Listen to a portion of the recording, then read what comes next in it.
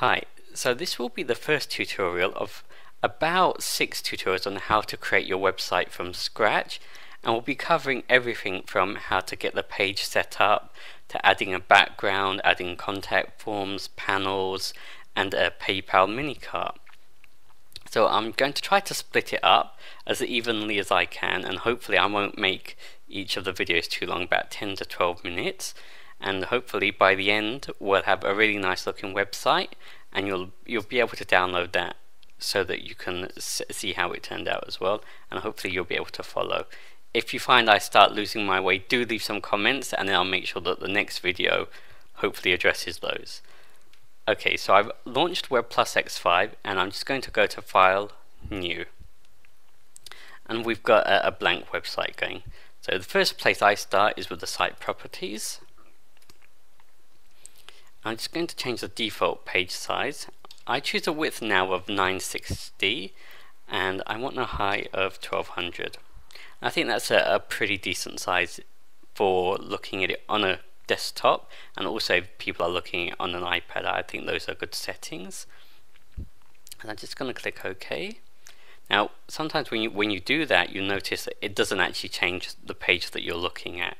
So what I also do is I go to the master page, properties, and I change those as well.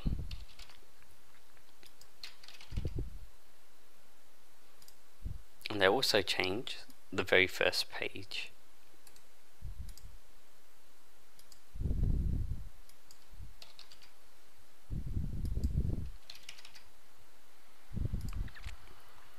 So that's our page size set up. So now what I'm going to do is add all the things that I want to be for every single page on this website.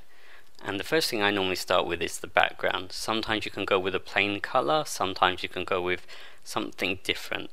For this one I'm going to go for a full width background, which will be blue at the top, white in the middle, and then grey at the bottom.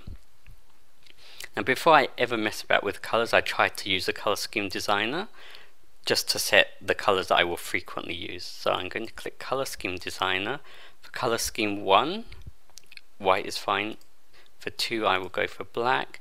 For 3 I will go for a nice blue, and I think it's 00.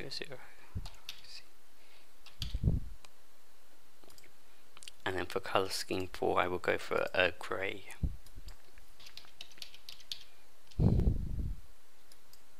Okay, so those are my 4 colors that I will start with. I can always add more later if I need it.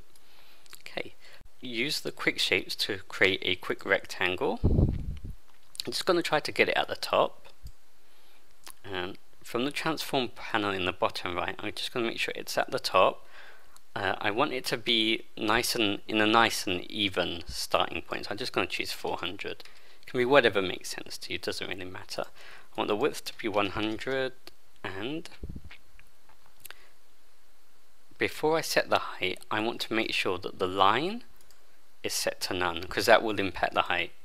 So just by changing the line to none, the width has decreased 1 pixel, and so is the height. Again, I just reset that to 100, make this 125. Okay, so now I just want it to have a nice blue fill that will be slightly gradiated. So I'm just going to select the fill, then right click, format, fill. I'm going to go for gradient. Any of the top to bottoms will do, and then edit that. I don't want 4, I only want 2 nodes, so I'm going to get rid of the 2 in the center. And I'm going to make the first one color scheme 3, which is blue, and also the last one color scheme 3 as well. But I'm just going to make it slightly lighter. I'm going to do that using the shade and tint. So I'm going to go for +30, and you can see it's dark there and lighter there. Now with the gradients, in the videos they might look slightly rougher than they do as I'm actually looking at them, and that's just because of the screen recording application, but it is very smooth. So I'm just going to click OK and OK. Now I know that this is 125 pixels high, so I need one to go beneath and another one to go at the bottom. So I'm just going to hold down Control and just drag that down, and it will lock in place just beneath that one, and you saw there were some red lines, and those are the dynamic guides which can help you position objects. If you don't get those lines, or if you want to check, in the bottom right under snapping, just make sure that dynamic guides are on. Okay, so I want this one to be 725 pixels high. I want it to be white. Okay, and I'm just going to make another copy of this, again holding down Control and dragging to the bottom. I don't know where this one is, so I'm just going to try to guess. And you can see the dynamic guide has locked it just beneath that white one. You can just about see that red line in the top left. Okay, I want that height to be 350. I'm also just going to give this a gradient, so right click, format, fill. I'm just going to edit that, and the first gradient I want to be is our grey. I'm going to add another point at about, say, 40 in. Again, that one should be grey as well, but I want it to be tinted at +30, so slightly lighter. And I'm going to have another one at about 90, and I want that to be pure white. I also want the very final one to be pure white as well. So it's going from a nice grey to a white. So I'm just going to click OK. And there's a reason why I want it to go to white as opposed to just continuing as a gradient, and I'll explain that a little bit later on. So I'm just going to click OK and OK again. And that's essentially our background for our website. So I'm just going to group that together. And the height you can see is 1200 and the width is 1200. So what I'm just going to do is change the width to about 5. That's all you really need. And I'm going to now make that into a graphic. So File, Publish, Site, and Export as Image. Just going to export it as BGHP. And it will say how do you want to export that. So we want size is 5 by 1200, highest quality is fine. Just going to click OK.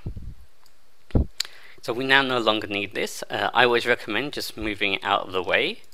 And what I'm just going to do now is apply that background. So I'm going to go to the master page, right click, properties, background, and use custom background. I always use a custom background for each of the master pages because the first one tends to always be different from the second one. The home page always tends to be different from the other pages, so I always do it this way.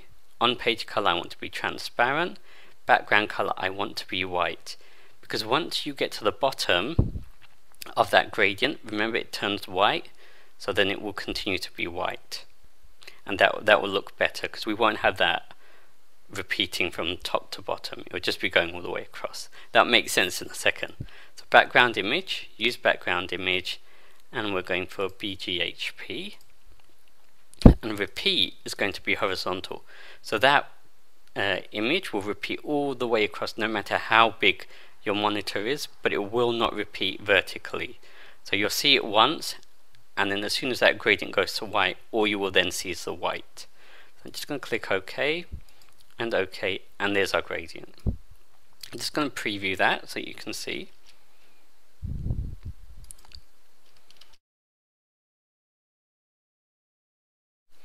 And then we have a really nice gradient. Now you have to scroll in this one because I'm using slightly lower res, but if you're using anything that's above 1280 by 768, you'll see that gradient on that one screen without scrolling. So the next thing that I will tend to do is to just put some layout guides just to help make sure that everything will be positioned nicely. So I'm just going to do right click, layout guides, and I'm just going to put some margin guides in, and I'm going to choose balanced margins so they're both the same on either side, and I'm just going to put in 10 pixels. Actually, I'll just go for 5.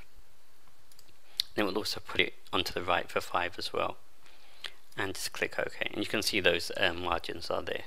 I also tend to put some margins at the top and the bottom just to make sure that things will always end in the same place. So I'm just going to drag down from the ruler, just maybe about there's fine, and again do that at the bottom. It's fine.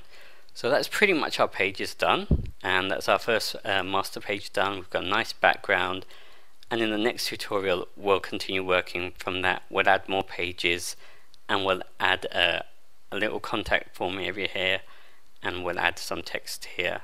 So do tune in for that. That will probably be in just 1 to 2 days time.